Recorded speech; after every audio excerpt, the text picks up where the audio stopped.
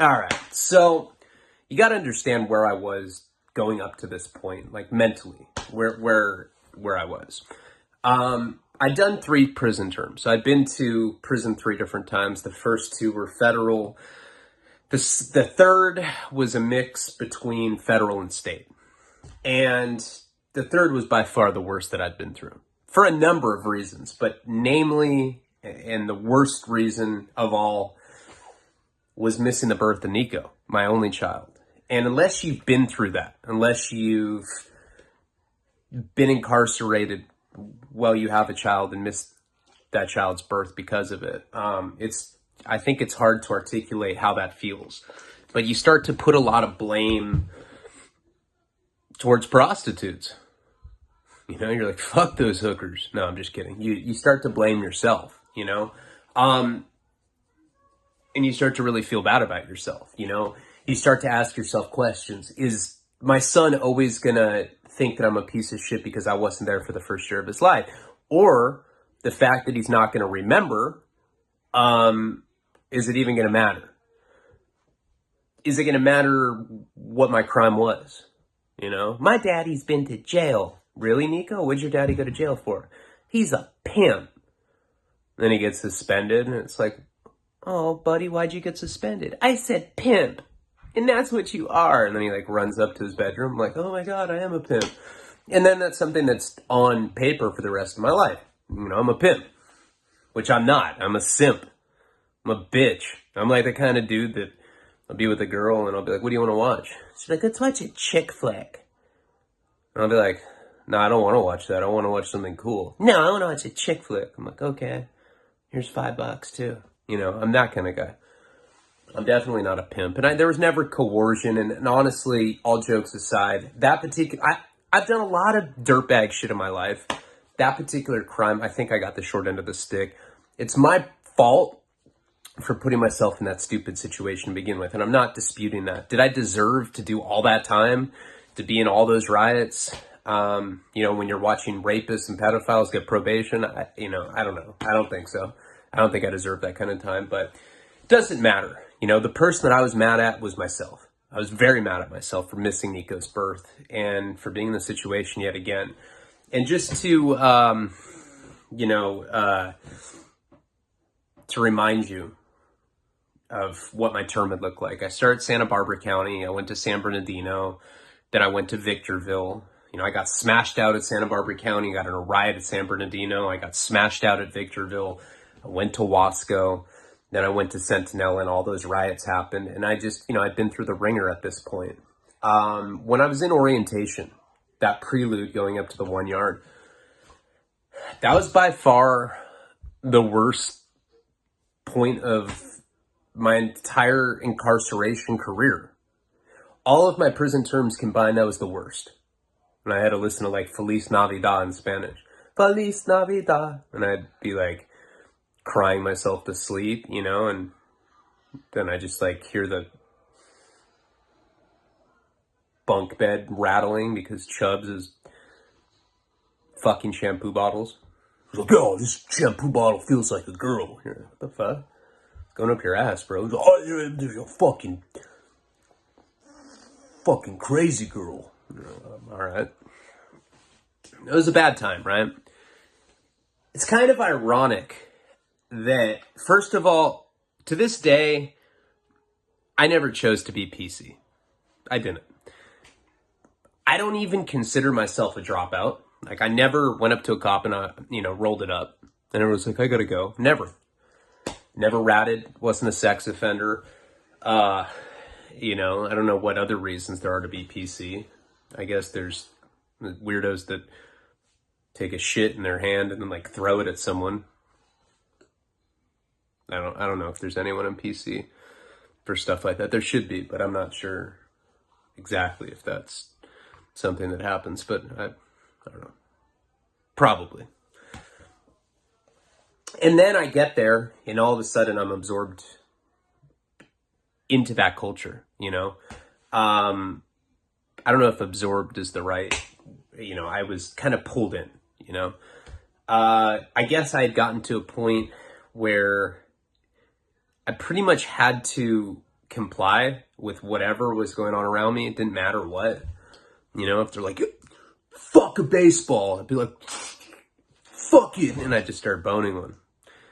I was willing to do anything just to go home to my kid. Now, when I say anything, I wasn't willing to tell on anyone. I wasn't willing to go out sideways.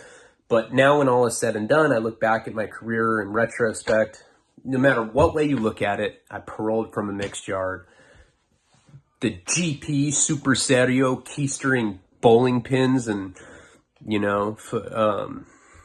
all that stuff was just gone. That's done. Now I'm a turd. Well, hey man, what up? I'm a turd. Oh, hey turd. Let's play volleyball. Can't, man. I'm busy fucking baseball. So we're like, oh, you too? So, and you're probably like, why does it matter? The reason it matters is because I came to prison. It was like a coming of age thing. I grew up in that system. I never had older brothers, My father's not a violent guy. He's a nice guy. He's a good guy. If he had a problem with someone, he'd be like, hey man, let's talk it out. And he'd like sit down. He's a sweet guy, and then I'd get to prison and people would have a problem with someone and they'd be like, dude, what? Dude farted and didn't say, excuse me? I'm going to slit his throat. Fuck that fucking lame, disrespectful bitch. And you're around that kind of stuff all the time. And you're conditioned to the point where you think that, staying adherent to this particular body of politics defines who you are. And it doesn't, because I've way more going for me in my life than anybody that it was ever like, Captain Politic, because they're stuck in that lifestyle. They're absorbed by it. And it all came down to my son. So I'd heard stories, I don't know if I'd mentioned it before, but I'd heard stories about things cracking off right when you get to the 1 yard. I'd heard stories about when they had originally tried to mix it. Now I was in a weird situation because I've been in orientation for a while. The guys that I was with, Southsiders, skinheads, whoever was there for an extended period of time was considered no good. But now they're over there and they're trying to start,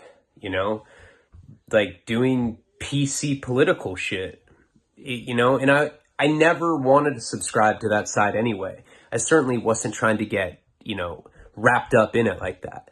But they're saying the same kind of stuff you hear in GP. Basically, if you don't comply with what another man's orders are, then they're going to get you. You're considered the enemy. So it was just, it was just a ridiculous situation.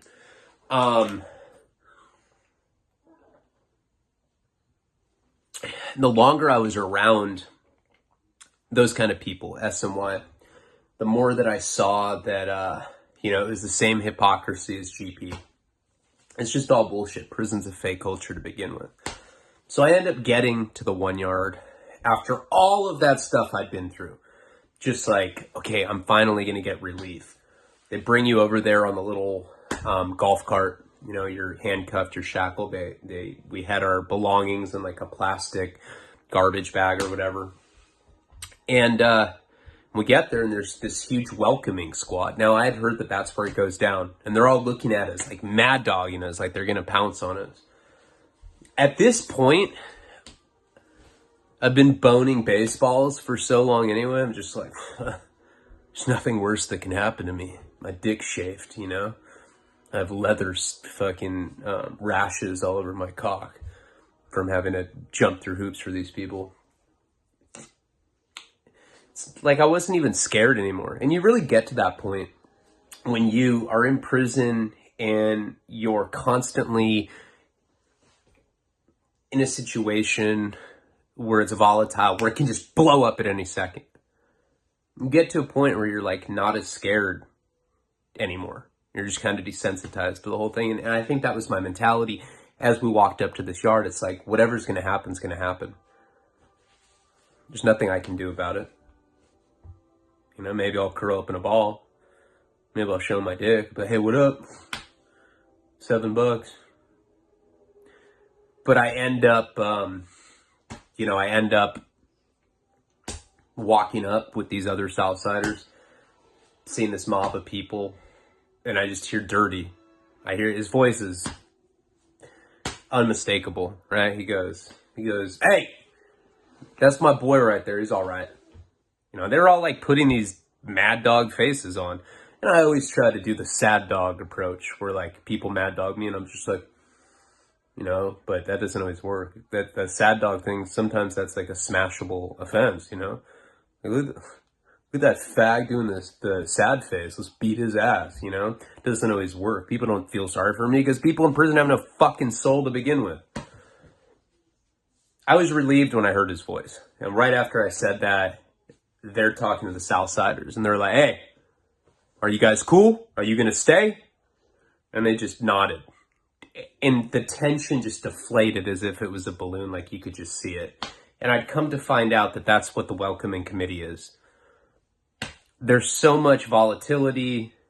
There's the thing with the GPPC mixing that when people get to the yard, this big welcoming committee, all the guys from the 1 yard that want to be in the mix, they ask you if you're going to stay. And you either, you know, nod your head, yes, we're going to stay, and there's no issues. Or, and we'll get into all this, or they throw down their bags, they're all, "Fuck that, I'm not staying, what's up?" And then it just, you know, they go at it. It's a melee. It's like 6 on 20 or something, you know, just crazy shit. They get off, and then they're not at the yard. Cool. Now you get to go to a level 3 yard, and you get to go be with a bunch of grumpy lifers chasing little scraps of heroin around for the rest of your life. Wise choice, man.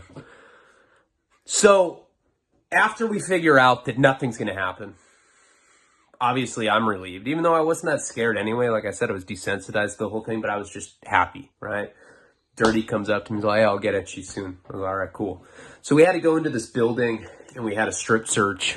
And there's this metrosexual guy. He looked like one of the guys from, what was that show? It was about the highway patrol people. Chips. Looked like one of the guys from Chips. This little like buff metro guy that had like polished nails. He's like, "All right, guys, I'm gonna need you to take your pants off slowly."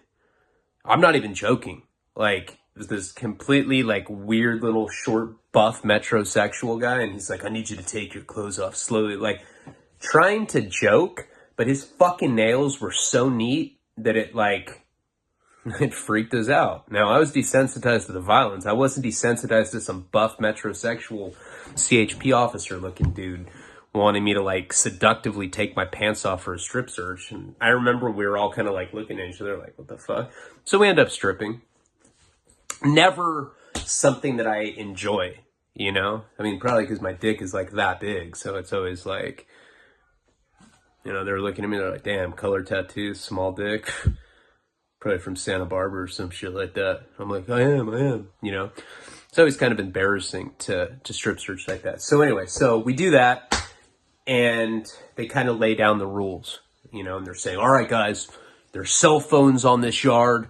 There's drugs on this yard." Dude, like, checks his nails. "There's pornography on this yard." He, like, stares at me as he's saying, I'm like, "What? Do I look like the porn guy?" He's like, "I heard about you." That's not, I'm not making this up. He's like, "I heard about you and what happened in the 3 yard in orientation." I was like, and then I thought about it. I was like, I got caught jerking off. Checks out. It doesn't surprise me that all the cops talk about that. You know, they're like, "Yeah, there's this guy named Leone." Can't say my last name right. "Yeah, he masturbates." They're like, "Oh, what a freak." It's like, yeah, because that's weird. What you do for a living's not weird. Looking at me taking my clothes off, watching all these guys take their clothes, that's a fucking weird job. Anyway, we end up getting on this yard. So after we're in this little orientation where they lay down the rules, and I'm like getting excited. I'm like, damn, pornography, cell phones, drugs, right here. I was excited about it. So as soon as we're done with that, we end up walking into, it's like, you know, it's, I don't know. I don't remember if yard was open. For some reason it wasn't. We end up going to our housing unit. Now, I'd never been to a low security yard in my life. I had no idea what to expect. I know that things were up and down, you know. The peace of that place fluctuated. You know, sometimes it was very peaceful, sometimes it was turbulent. It just depended. It's like any place that you're doing time. It just depended on who's doing the time. But at that particular moment, it was peaceful. But I still didn't know what to expect. I'd never known anyone that had been to a 1 yard, and all the Fed time I'd ever done had been at FCIs, you know, which are medium security. It's like level 3 yards in the state. And you know, I'd always heard like good things about 1 yard. So I'm in this housing unit, and it's set up barrack style. So I'd say there's probably about 100 people in each unit. At the 1 yard at Centinela, there's 2 different housing units. Each one of them house 100 people. When you're in the housing unit, there's like barrack style, you know, bunk areas, and there was nobody was sleeping on the top bunk. Everybody had a bottom bunk, so people would use the top bunk to like put their property on, you know, which was nice. You know, it's little things like that that make the living conditions of a place like this much better. And in the middle, there's like some rows of chairs. There's some payphones. There's a big TV. So that's like the common area. There's some tables where people can eat. And there's group showers. I was like, score. Hate private showers. Love showering with a bunch of guys. Right on, you know. And when you're in jail and you joke like that, people are always receptive to it, by the way. If you're ever in this situation, gay play, gay humor goes a long way. So, you know, just like being at a higher security level prison, everybody's looking at you, you know? And you don't know. You don't know if it's the look of lustful butt fucking. You don't know if people want to stab you. You don't know if people are intimidated by you. But everybody looks at you. You catch people looking at you. And I want to say a lot of them are with the BF stuff, you know? Dirty comes up to me, gives me a big hug. I love that dude. He's like a brother to me. And, you know, we start talking. I'm like, how is it here? He's like, oh, man, it's paradise, man. Like, I have it good here. I have a tattoo gun. I've been tattooing. I'll hook you up. We have drugs. We have cell phones. I was like, pornography? He's like, we have I was like, yeah, the fucking little Metro buff, you know, gay cop. I already said all that. He's like, yeah, dude, that guy loves strip searching people. I was like, I already know. And I was like, what kind of drugs do you have? He's like, got your shit. I'm like, really? He's like, yeah, I got you too. I was like, all right, cool. So, you know, other people that I'd known from, you know, I don't know, just other places, orientation, a couple guys that, you know, I think I'd met when we were in the holding tank in Wasco. We're at this particular yard. So I saw some familiar faces. I'm sitting there and I'm making my bed. You know, people are coming up to me. Everybody's getting along. A couple skinhead dudes come up to me. They shake my hand. They're like, hey, you need anything? I was like, I'm cool. I'm just kind of like letting the people that I already know take care of me because, you know, Dirty already hooked me up with a bunch of stuff anyway. So he ends up coming back and he brings me a binky full of a shot of heroin. And he just hands it to me. I was like, are you It was like, to come out of the hellhole that I was just in, to come to that, like this place was like a straight party atmosphere, straight up. They never lock the doors. There's no barbed wire. You know, it's little chain link fences that are like 6 feet tall. And now Dirty's coming up to me and he's handing me a binky full of heroin. He's like, here, I'll just, so he like kind of stood up and I just grabbed it. I went right to my ankle and I did a shot. Got loaded like the first 5 minutes I was on that yard. And, you know, people are probably like, well, if you wanted to get home to see your kids so bad, why'd you do it? I don't know. You know, I'm a drug addict. Somebody offers me heroin when I'm in a situation when it's as bad as that. I'm not saying that it was right that I did that. I'm just saying it's what happened. You know, you're going to get honestly what experiences I went through. Right, wrong, or indifferent, I'm at least going to tell you exactly how they happened, you know? As soon as I did that, it was like all of the nightmare, tension, drama, pain, everything that I had endured over the last couple months in that orientation just evaporated. Just just went away, you know? It was like dissipation, instantly. And I laid on my bunk, and I remember I took off my shoe, and I just started scratching my athlete's foot. Dirty's like, man, you're fucking dirtbag, fool. And I was like, I'm so high. He's like, you look miserable. I'm like, my like feet were like bleeding, you know? And it's really what happened the first night, you know? It's like one of those things where I got loaded, I passed out, and I don't really remember much. I just know that it was like a very strong first day on the 1 yard. Next day I wake up, and it was the first time that I could use a payphone. Now, they had cell phones there, as I said, and I'll get into that later. But to be honest, I wasn't using them. So a lot of people were getting busted with the cell phones, and they were like tracing the numbers that you would call. And based on the numbers that they would call, they could figure out, you know, if it's somebody that you had a connection with. If I was texting or calling Korean, there was a good chance that I could get caught, in other words. And I didn't want to put her or myself in that position because they break you off for that. They'll give you a lot more time. But they did have phones on there. I didn't know how things were working yet. The longer I spent on that yard, the clearer understanding I got for how everything was working there. But I got to call Karina the next day, you know, and I was still a little groggy from doing heroin the night before. And I remember I went to breakfast. You know, they make you go through this yard into this little chow hall first thing in the morning. It's freezing cold. You're in Calexico, so you're right by the Mexican border. And right after I got back from breakfast, I think they turned the phones off around like 8 or 9 a.m. And I called Karina. It was amazing to hear her voice. And she's like, hey, baby. I was like, hey, I'm on the 1 yard. Now, again, I did not know, you know, I knew that once I got to the 1 yard, they were going to change my time and give me my 33% time cut for being on this mixed yard. I hadn't gotten that time cut yet. She asked me about it, you know, because I'm like, hey, I'm on the 1 yard. And she's like, oh my God, did you get a new date? And I'm like, I don't know. They haven't told me yet. And she's like, I'm just glad you're out of that hellhole. I was like, yeah, me too. So I started kind of explaining to her what this new place that I was at was like. I'm like, yeah, it's like Camp Snoopy. Everybody here gets along. Everything here's cool. We have a great conversation. I get to call her again. I think we talked 3 or 4 times. Nobody was in line for the phone. It's because people had cell phones.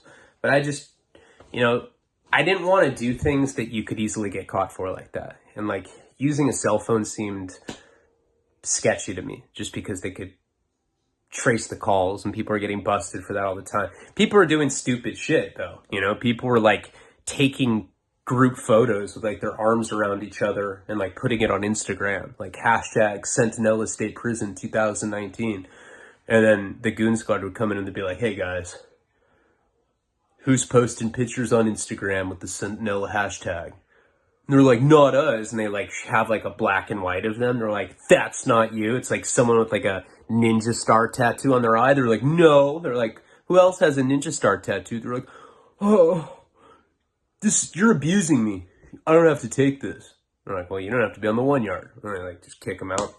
But that kind of stuff was going on, right? So very quickly, I realized that it really was like Camp Snoopy there. It was amazing. I'd never been, like I said, at a yard that was that low of custody before.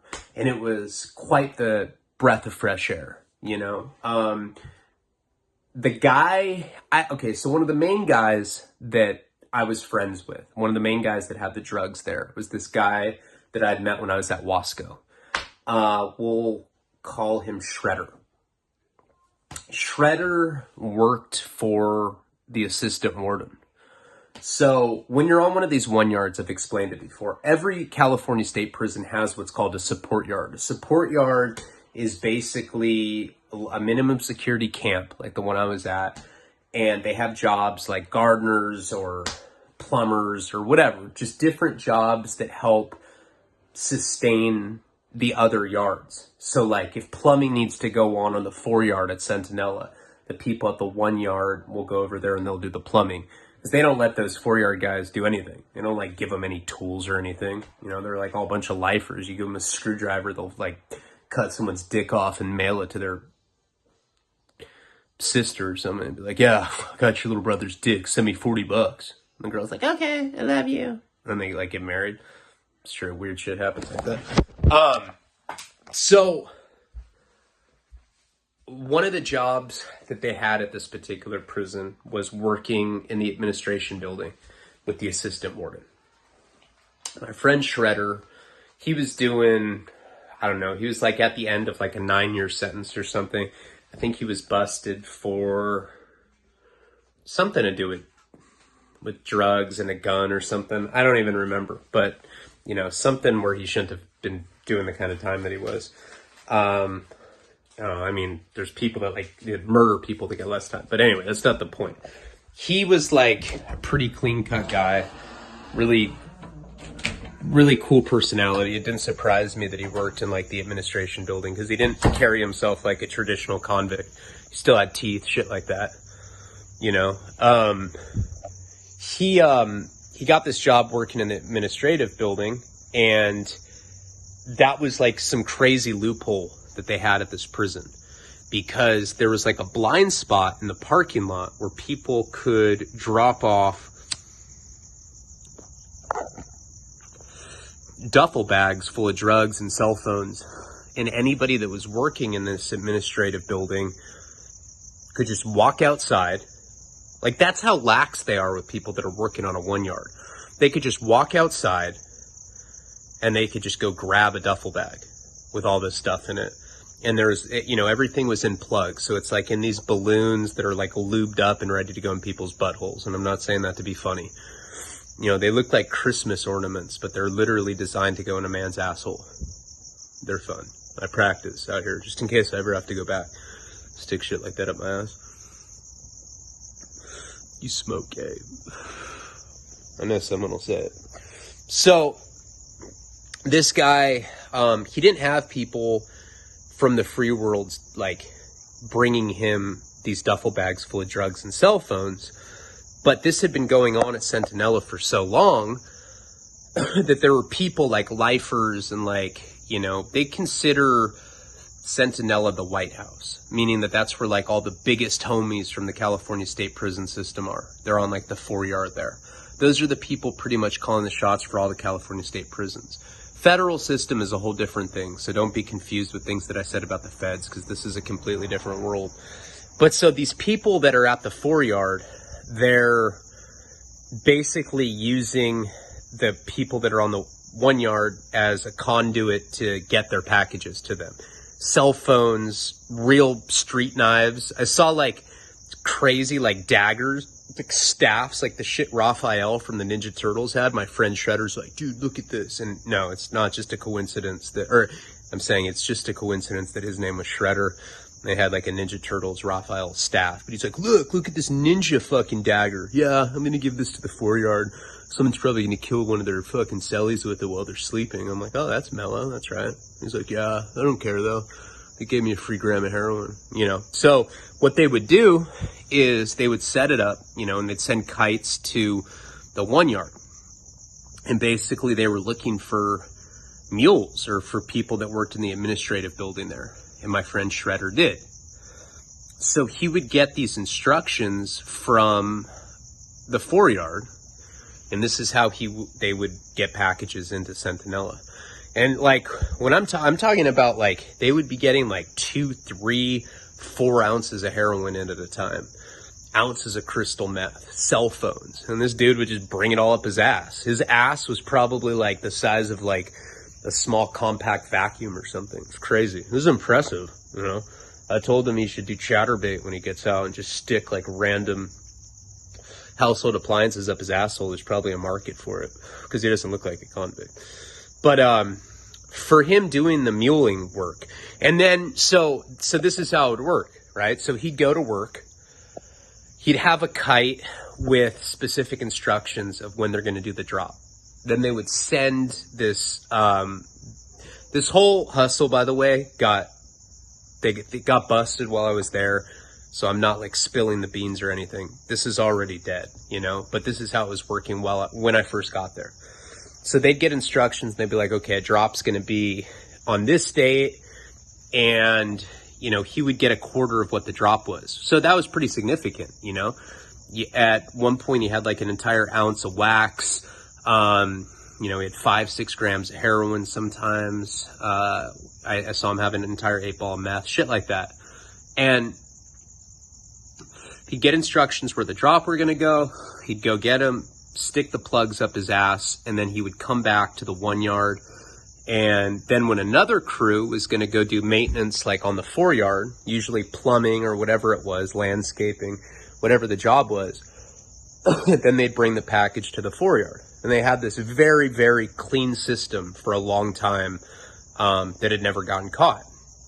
So when I got there, he was the guy that was doing the mule runs for the 4 yard, and he was reaping all the benefits. Like, he was fully fucking strung out on heroin, you know, when I got there. And he was a good friend of mine. So, you know, it was basically like me, Dirty, and him were just getting free drugs all the time. So that's what the situation was when I got there. Now, the yard was absolutely flooded with drugs. They had meth, they had heroin, they had K2, they had Suboxone, they had needles, they had weed, and there was a lot of wax going on there. You know, a lot of people were smoking wax. And this is a small yard. It was absolutely insane. Like, people would smoke a stick, so they'd like roll like a little tiny joint of weed, and you'd walk laps on the yard, and there'd be cops standing out there, and you'd like have to like duck down and hit it while you were walking. And sometimes the cops would see you and they'd be like, hey, and they'd like start running towards you, and people would have to like swallow the joints really quick. It was super sketchy to do. You know, like obviously the meth and heroin and stuff that's not loud, like smoking weed, was a lot easier than smoking bud. But everybody was smoking bud when I got there. It was wide open. And, you know, I quickly got in the swing of things there. I was getting free drugs. I was talking to Kareen all the time. We were all eating, started working out. And it seemed like all the nightmares from orientation were behind me. But it was not going to be like that long term. It's just how it was right when I first got there. Now, periodically, a new busload would come, and I was in orientation, so a lot of times riots were happening right when I got there. We were on the SNY 3 yard, and they brought GP guys on there. And so when people would go to chow, that's when the first time that they were mixing people, so that's when things would crack off. But there was an entirely different yard that was just GP. So nobody was going to get off with each other when they got there. So the whole plan was when they got to the 1 yard, that's when they would have to get off. And that's why I said when I first got there, there was that welcoming committee, you know, and they'd ask, hey, are you going to stay? And so they were telling me that periodically guys from this other yard, from this other orientation that I wasn't on, would come. And like I said before, they get there, they say, hey, are you going to stay? They say, nope. They throw their shit down and a riot would pop off. So we kind of knew that stuff like that could happen at any time. And the cops were smart. They didn't always tell us, you know, when that was going to happen. So a lot of times, like, everything's just all peaceful, and then you'll just see people show up with bags, and then something will pop off really quick. And I guess their whole strategy was, if they didn't tell people that they were coming, they could kind of minimize the size of the incidences that could occur, right? Now, Dirty had told me, because he was with me for those first couple riots, and he was petrified. Now, this is a guy that was like knocking people out left and right at Wasco. He had a reputation of just being a badass motherfucker, but he was scared. I mean, what can you do against 50, 60 guys? And he'll be the first to admit that. I'm going to try to get him on the show. I will get him on the show at some point, and he can kind of explain things from his side of it. What he told me is that now that he was on the 1 yard, and everybody was getting along, you know, it was split GPS and Y, but nobody even tripped on shit like that. Everybody just wanted to go home. If you were on that 1 yard, you were on your way home anyway, and people just wanted to do their time and get it over with. And what Dirty had told me was that he kind of was able, you know, I mean, so much of prison is based off ego, you know, and it hurts your ego when you're in a situation where there's 50 or 60 people that are trying to hurt you and you're scared by them, right? So being on the welcoming committee at Centinela was like a way to kind of like get some of your pride and dignity back. So Dirty said that every time they knew that people were coming from orientation, he like had volunteered to be on the welcome committee, and he would go stand there, and he had gotten to fight people one-on-one multiple times.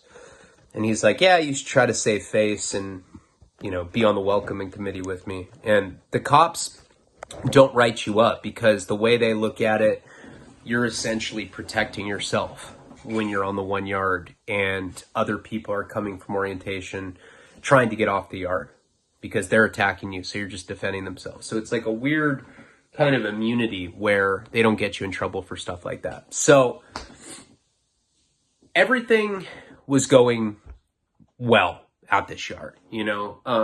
Like I said, I was getting in a routine. I was talking to Corrine on the phone regularly. I was eating good. I started working out. I was doing drugs. Not too much heroin, you know. Fucked around a few times, but mostly I was just smoking a lot of herb. And that was a risk, you know. If you get a dirty drug test, they're taking time from you. 3 months, 6 months. And I felt bad about doing it. And it was something that every time I smoked weed, I'd get paranoid. I'd be like, all right, I'm never doing this again. And then I would do it again like 4 hours later. You know, it was that kind of thing. Now, we got word that that big busload full of people, including the guy that had jumped me in Santa Barbara, was going to be coming to the yard at some point in the next 24 hours. And that they were looking, it was like a huge riot was going to pop off. Like we got word ahead of time because they had people, because they were on the 1 yard, they had mobility. They could travel to other parts of the prison. So they were able to actually go to that orientation yard that I was just on. And they had gotten word, I think, from Chewy. It's like, hey, guys, yeah, there's potentially a riot's going to kick off tomorrow, guys. Nah, I don't do stuff like that. You know, that guy. So, and I'm just guessing. I don't know for sure if he's the one that had tipped him off. But we had inside information that a riot was brewing and that something had already popped off at orientation. This is the riot when, basically the dude was trying to get me and Chubbs like stood up and he ended up getting beat up. They never found the knife, by the way. I found that out early on. They had sent a kite over there and they found out. He never got busted with that. So that was good because that was something in the back of my mind that I was always worried, might surface once I got there. Like, okay, now I'm on the 1 yard and everything, is going well. And then all of a sudden, boom, I'm going to get hit with an ad charge for this knife. One day the counselor called. So I know that this riot's coming. And Dirty and I and the other guys that were on this yard, we all started kind of planning accordingly. We're like, okay, well, we can't get in trouble for taking off